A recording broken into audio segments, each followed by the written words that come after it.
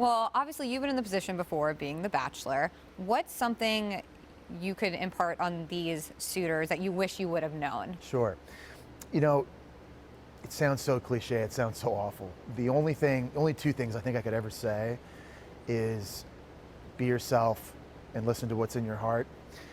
It sounds easy to do.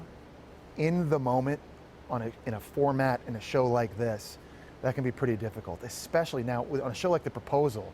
It's like The Bachelor on steroids. Like you're speeding up the timeline to 60 minutes. And you're here in this room, there's an audience watching you, there's a man or woman standing feet away that you can't even see, and you have to do some serious soul searching. And I think the only way possible in order to have a good ending, and one that you're comfortable with, that you can live with, is to be yourself and to listen and to try and listen to what's inside.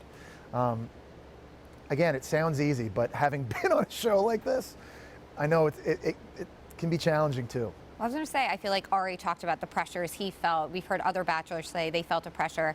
Did you ever feel kind of a pressure to propose or live up to the idea of what people were expecting? Yeah, I think so when I was on. And again, I was 24 years old. It was 14 years ago.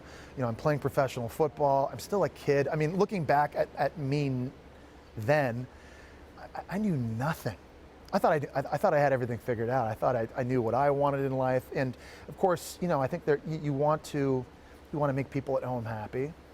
But at the end of the day, I think you have to really listen to what your heart's telling you, and which can be very, very difficult to do. Standing up here as a host, I'll say this, hosting this show is so much less stressful than having to be one of the contestants or somebody actually living the show. It's really, really difficult. And I think for me as a host, the one unique thing is that I can really relate a little bit to what some of these people are feeling. And I can relate to what's maybe going on in their head, what's going on inside them, the pressures they're feeling too.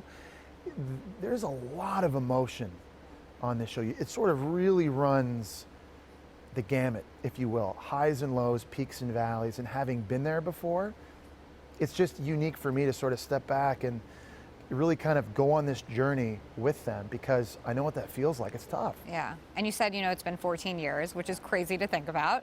I know. Are you surprised by how much the reality dating genre has changed since then? I want to take credit, by the way, for the fact that it's blown up so big, especially for athletes. I was the first, and there have been so many athletes that have done reality TV since me. It's gone wild. It's been crazy. If you had asked me in 2004 where The Bachelor would go, where reality TV would go, I would never have been able to anticipate all of this. Of course, there have been a lot of things that have happened since then, especially social media. And I think it's really just helped magnify and blow it all up. It's unbelievable. It's really a cultural phenomenon. It's definitely gone on around the world, but I feel like really was created and started here.